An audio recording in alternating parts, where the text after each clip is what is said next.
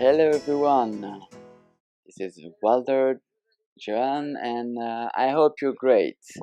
Alright, so this video I'm going to talk a bit about wings.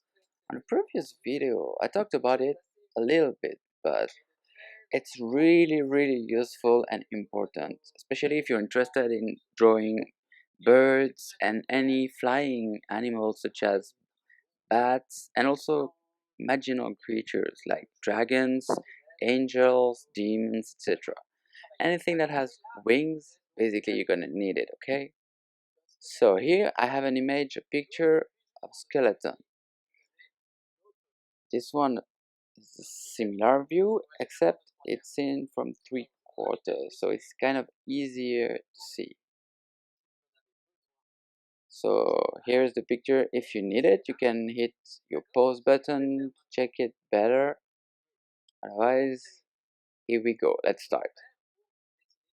So how do we go about designing this skeleton? So I'm taking the 3/4 one because it's kind of more explaining the volumes. Alright, on my video there is something, if you're not familiar with my work, it is really something you have to work at the same time as me. So basically I might go a bit fast sometime because I know what I'm doing basically. So just pause the video if you need it, but basically draw with me, draw along, okay? This really is about practice, not about theory. Alright, so here I've put a circle for the head and now a line for the spine and finally an oval for the body part. Alright, then we have the legs. We have to look for where the legs are attached to the body. Alright, so where the kind of not hips. Basically, the legs start at the hip, so there is a part that we actually don't really see. It's kind of covered by feather, so you might feel like actually the leg starts under the belly, but it doesn't. It really has a thigh just like we do, and then the knee is around the level of the stomach. Here, as you can see, I'm doing the second leg in transparency. It's always a good thing to do because basically you don't want to invent where your second part starts. All right, I'm starting to draw now the arm, then the forearm. We still get two bones just like in a human body, and here is actually the hand. All right, and here is a finger. So as you can see, it's kind of looking similar to a human arm. Alright, so if I compare, here is a human arm drawn next to it, so it's pretty similar. Alright, I'm starting same for the second one. Forearm here. I'm checking on the picture reference where the wrist arrived.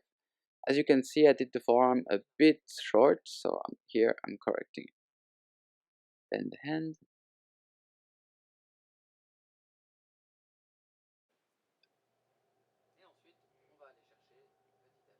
Now, little by little, I'm gonna look for different elements, such as the beak here. Now we start to go about more details. You really have to think about the general shape first. Doesn't really matter to know how many bones there are, as long as the general structure is done, you're gonna have something looking just fine.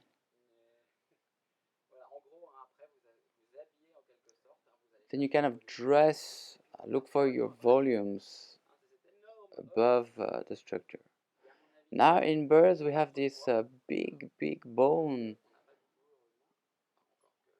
that actually helps them balance their body. We don't have as humans something similar.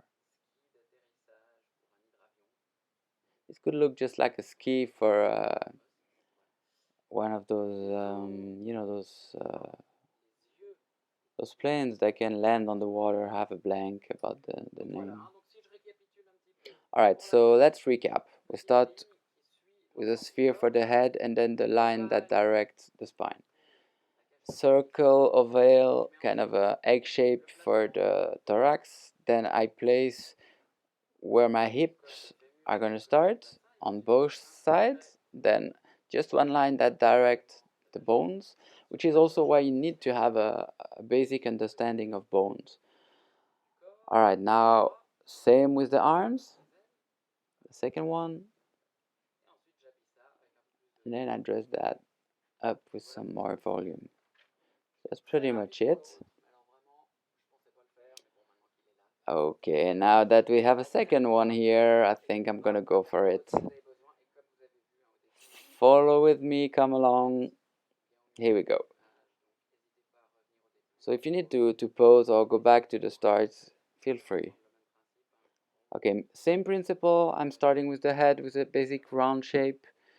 I have the spine and then the body.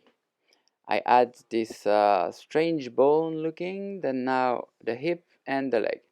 As you can see, I'm going quite fast. Sorry about that, but I'm just drawing kind of naturally, so that's how it goes for me. Just hit the pause. Also want to mention it's not always super natural to speak and draw at the same time.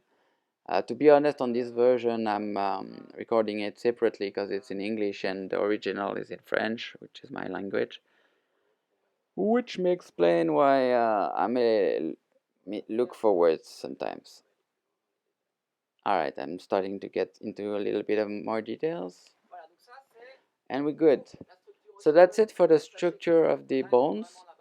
It's something you really need. Anything you want to draw in terms of living creatures, you need to first understand how is the structure under it, then the muscles, and then kind of the last layer might be fur, skin, etc.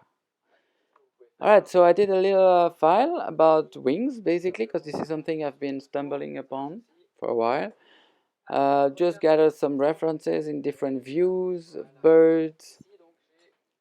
Alright, now let's look at the structure. What I mean by that is how the wings is composed. As you can see here in this example, we have different type, longer ones that are more pointy and some that are shorter and rounder, depending on the type of flight they have. As we've seen, the wing is basically like a human arm. We're gonna attach it to the body. So that's my body. We're looking from the top, okay? We're above the back. So that's the arm, forearm, and the hand. Little thing to remember.